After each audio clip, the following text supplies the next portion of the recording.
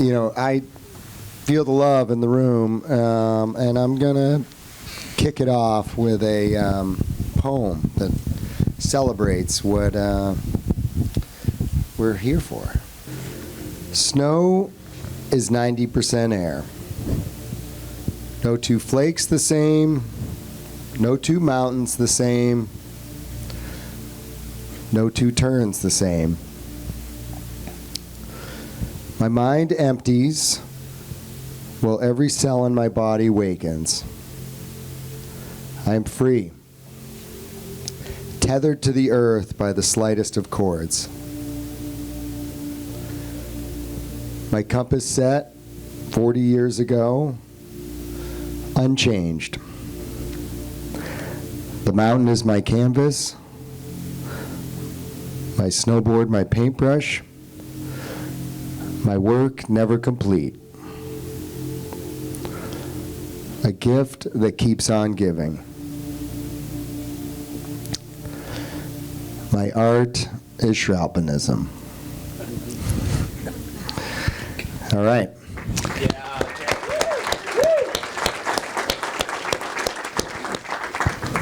That was shot 300 miles from here, close, the beauty of California. But this is also Shralpinism, which is we like to make up words. So Shralpinism is a mix of shredding, which is how we'll talk about snowboarding, and then alpinism. And so this is kind of on the more extreme side of Shralpinism. This is a peak in the Himalaya. I spent about 5 weeks to ride this thing, and you see me up in the upper corner.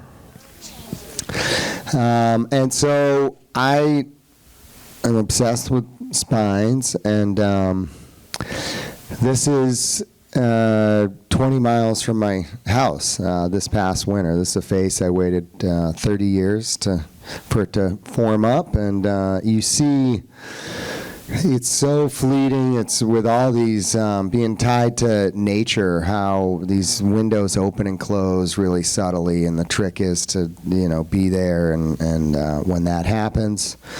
This is my son. He's 14. I've really, snowboarding shaped my life, but it wasn't until I started seeing the power of hanging out in the mountains as a family, how truly incredible all these sports are. Out here, it's not a father-son relationship, or here I am with my daughter outside of Mammoth, walking into the mountains for 4 days to go winter camping. Your partners out there, and I think, as I said, I shaped my life around it, but once I saw the power with kids and the time in the mountains with kids, it really took my admiration that much further. This is me last winter. I am 48 years old, which in pro snowboard years is like 238 years old. But I snowboarded 200 plus days last year. I love it. Naturally, my path started on Cape Cod, and the highest point I at 200 feet above sea level on Chute Flying Hill Road. I am the youngest of two older brothers, and my mother and father fell in love with winter and skiing. So we would drive 5 hours up to Stowe, Vermont every weekend, and my brothers and I quickly fell in love as well. And I remember it's where I really had my first informal mentor, and it was in the form of this guy who's the best skier on the mountain. He wore a Boston Bruins shirt every day, and we tried to get close to him, and finally my oldest brother got to ride the lift with him, and we're like, what did he say? He's like, he skis every day, and we couldn't believe that, and it was like, well, what's he do? And he said, I paint houses in the summer, and I'm a bartender at night. And suffice to say, my brothers and I did that for a long time. And I remember telling my dad, you wouldn't believe this, and because my dad worked hard to get there, but this is my father painting. He also instilled in me the power of art, the power of writing, the power of reading, and as he liked to say, get on the other side of your brain and let it take you for a ride. The outcome is irrelevant, and with that, art has always been a part of my life, and because, you know, as you have awareness to that, I can really feel you know, just opening of the brain that comes with being on the other side of your brain. So this is, I'm 13 years or 12 years old here, and I was super fortunate. I fell in love with skateboarding, and I think as far as being a snowboarder, I was almost born at the exact perfect time, meaning when I was 9 years old, I went to the general store in Vermont, and in the basement was a Burton backhill, and that's the first time I ever saw a snowboard. That became, I was thankful to get that for Christmas, and you know, we weren't allowed on the mountain for many years, and so we would hike in the backyard. We'd hike the resort at night, and something that kind of, you know, now I find myself back in the mountains at night a lot to climb these things, but by 16, I was competing. 14, I went to my first snowboard contest. I had no idea about it. It sounded cool. It was down the road, and I went and won both events that weekend, and then I kept winning on the Pro Tour at 16. My first pro contest was at Snow Summit, actually, and I got third place, and back then the Pro Tour was a traveling circus of people living in cars, and you know, a very kind of rootsy program, and was able to do that and kind of keep the dream alive and see the world. When I was 19, I visited my brothers in Alaska. I still remember the payphone. Got the call from my brother. He said, you know, get up here. We got spot in our tent for you. Bring Cliff Bars. Sell everything you own. We'll spend it on you know, getting access into the mountains via planes and helicopters. And so on the last day of that trip, this is a mountain called Mount Meteorite, what I consider the most beautiful mountain in the world. So what you're looking at, that's 5,000 vertical feet right there. So think a mammoth plus 2,000 feet. You drop a basketball off of that, that will be at the bottom of that mountain in about 30 seconds. But just the ultimate dream wave, and I knew at that point there was no way I wasn't going to be in Alaska every spring from that point on. But it was cool. I was able to go, you know, all over the state. Alaska's kind of our ultimate place, and I got really good with helicopters, but I always felt that Mount Meteorite was the best mountain in the world, and 25 years later, I went back and hiked it with Cody Townsend. You can see in his 50 project, there's a really cool movie on it. But as I said, this is me I'm 26 years old here, and I got incredibly good at accessing remote dream lines with a helicopter. By 28, I was, you know, I was getting paid off of being in movies, and it's kind of, everyone would work really hard to get their video part in the movie, and on this year I ended up being in 5 movies, so my career couldn't have been any stronger. This is a huge mega film, that's it, that's all, the fanciest cameras, really, you know, millions of dollars of budget.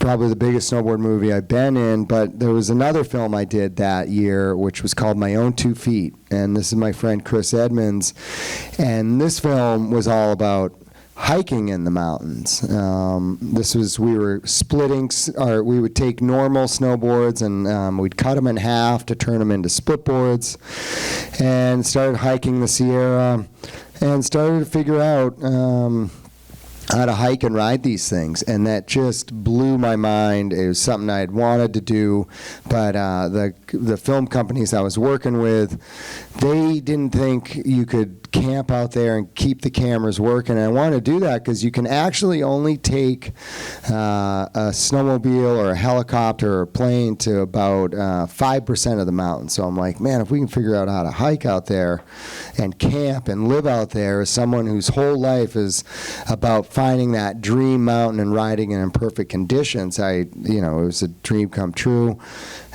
This is where I learned, I'm in the Sierras here, and what I call the wonderful problem, where you work really hard, you get that perfect day, you climb that perfect line, and you get to the top, and you look out and you see 10 more.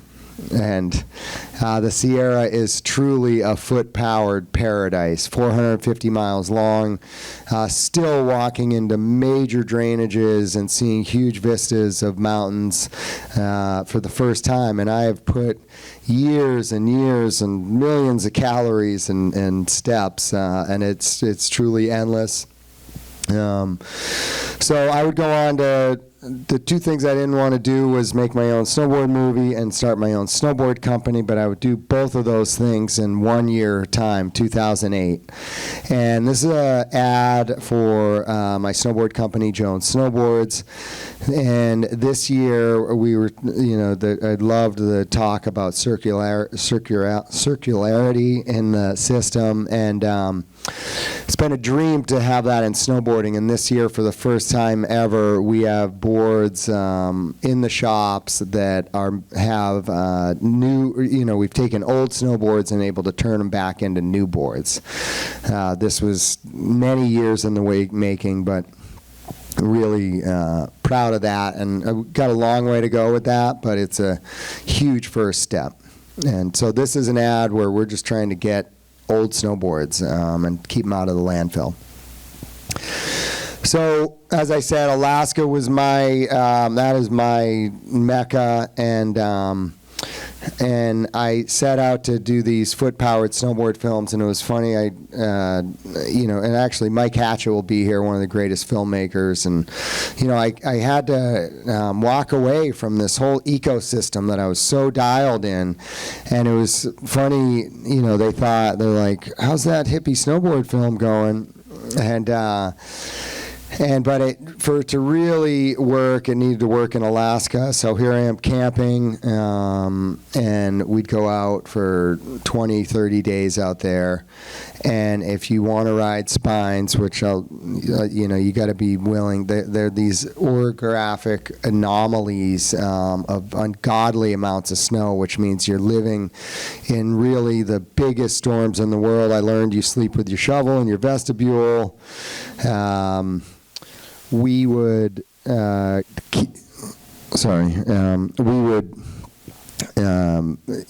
3 hours on the storms, you get up and you got to keep them going.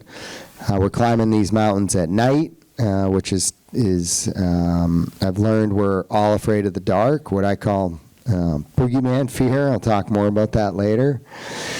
And so it was on this day, 2 years into foot-powered snowboarding, that I definitively achieved my dream. You can see me in the middle of the frame, where I slept on top of this peak the night before and dropped in at sunrise, and I definitively rode the best line of my life, and I did it under my own power. And then hence why 200 days a year still, because there's just endless amounts of mountains. So here we are climbing spines, and another just dream line done on foot.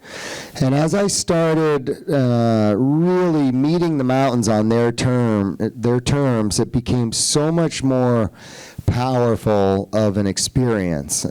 Common to be brought to tears at the end of lines. And in doing so, I really started writing a lot more than I was, and just because of that intimacy. And I never wanted to, but I ended up writing a book, The Art of Schwalpenism, and in doing so, the editor said, you know, it'd be great for you to write your kind of your life manifesto, and I'd never done that, and I recommend, you know, doing that, and I'm going to read a couple of those from this. So, I believe in the power of compounding returns, that implementing small things into my life, like a simple morning routine done over and over for years on end, can lead to major returns. The same holds true for simple diet changes, staying hydrated, and reading and writing a little every day. I believe that whom you surround yourself really matters. I look for the jazzed, knowledge-seeking, positive people who push my mind and body to think big and go big. I believe in mentors, both informal and formal. These are the people who have more knowledge than me, people who have been down the road ahead of me. I believe that fear is the most powerful and detrimental emotion in life and the biggest culprit keeping us from our dreams. For me, there are two types of fear. Fear of dying, which is good fear, and fear of failure, which is bad fear. Astonishingly, I have lost more sleep over fear of failure than fear of dying. Understanding the root of your fear and having an intimate relationship with your fear is critical. Fear can keep you alive, but it can also keep you from living. I believe that the combination of hard work and doing something more than anyone else in the world will get you 95% of the way toward your goals. I believe there's no such thing as overnight success. Someone once told me, if you want something really bad, put your head down for 10 years and see where it gets you. I believe you're born into a society that likes to keep everyone on the same path, and there's very little encouragement to get off that path and forge a new one.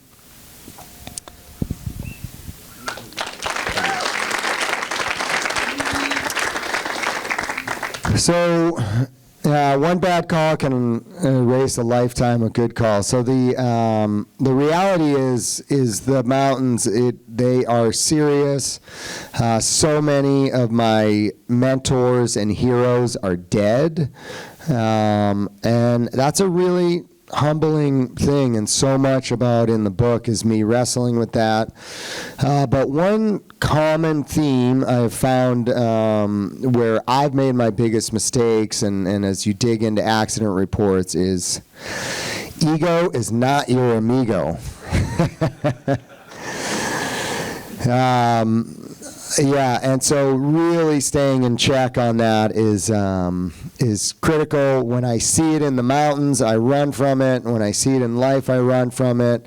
And again, I am as guilty as anyone. When I can look back at the mistakes I've made, it's when I've just been cranking and can't go wrong for days on end and eventually bite off too much, and the mountains let me know. So the Schwalpenist. The Schwalpenist is curious, open-minded, and present. The Schwalpenist is committed to a goal, but nimble, flexible, and willing to change the goal as new knowledge is gained. The Schwalpenist has an intimate relationship with fear. The Schwalpenist respects nature. The Schwalpenist is sometimes bold, but always humble. The Schwalpenist knows there is no shortcut to the top and remains patient and unflappable. The Schwalpenist takes what the mountains gives and does the most with it. The Schwalpenist understands that less than optimal days lead to optimal days. So, I've been fortunate to spend my life in the mountains, and I'm on this stage because I do have an intimate relationship with the mountains and snow, and along those ways I started seeing changes to the mountains. But I love to zoom out and just think about the earth. And I wrote this poem when I saw a photo like this. Like it or not, we were all connected, one world, one planet. We all breathe the same air, drink the same water, and weather the same storms. My trash is your trash is my trash. Hate and divisiveness is not the answer to these problems. Science and knowledge needs to be our compass. Humanity is in an all-hands-on-deck scenario. Find your lever, grab tight, and keep cranking it. Thank you. So, in 2007, I was seeing, definitively seeing changes to the mountains and felt like we needed to do something. So I started an organization, Protect Our Winters. I did not realize I was, starting a vast conspiracy to bring you clean air, clean water, and a healthy planet through fighting climate change. That conspiracy wouldn't develop for many years, but it's here. And I was terrified to do that. I was actually, at that point, I was spending ungodly amounts of time in helicopters. But I remember, I first had the idea in 2005. I kept trying to talk myself out of it, but I knew we had to do something. And what got me over the hump was I wrote on a piece of paper, "Together we can protect our winters." And from the get-go, we've been led by scientists. I'd track them down. I'd ask them if they wanted to be a part of it. They kept saying yes. Athletes are a huge part of it as well. Companies, artists, filmmakers. And so this is an example of kind of what we call the Protect Our Winters Alliance.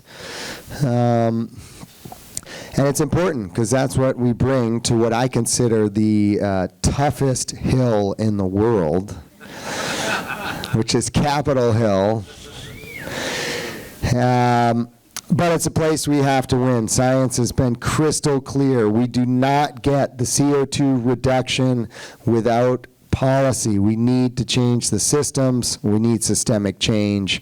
And so we're in the wonderful, loving world of trying to get climate champions in office. And here's an example of kind of how I think we bring some fresh energy to this issue. We believe in common ground. We believe that the outdoors are vital to the way we live. We've connected over our love for hero dirt, a bottomless POW turn, and airy exposure. POW is a group of leaders working to empower outdoors people to protect the places we live and experiences we love from climate change. We believe in doing something about it. So we did. Years of phone calls, lobbying, and testifying in front of Congress. Now we've got a new statistic. The largest investment in climate in U.S. history, nearly $400 billion. Right now, we are standing in front of our mountain. The weather window is open and conditions are good. The path to decarbonization is here. Join us.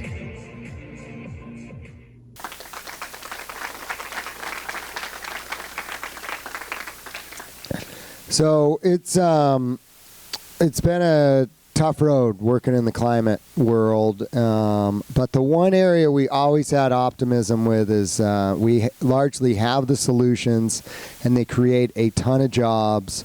And we did a lot of work on this passing of the Inflation Reduction Act, which we like to say progress over perfection. It's not perfect, but it's the biggest climate bill ever passed in the world. It's led already to $300 billion in investments, employing hundreds of thousands of people. And I was on the way to do a speaking tour to what we call purple states at POW. These are outdoor states that are very divided and where very tight, where a couple hundred or 1,000 votes could make the difference between having a climate champion in office or not. And I was on the way to talk to these kids, and it's hard to talk to kids, man. It's to tell them the world they're coming into. And it was just so exciting to say, this is a great time to be in college. Like, the world is changing, and as we make this transition, there's going to be huge opportunities for you. And so we recognize right now the implementation to getting the amount of energy online right now is critical, and transmission lines are this pain point. So this is me 2 weeks ago back in D.C. at the Department of Energy. We're working on a bill for POW, which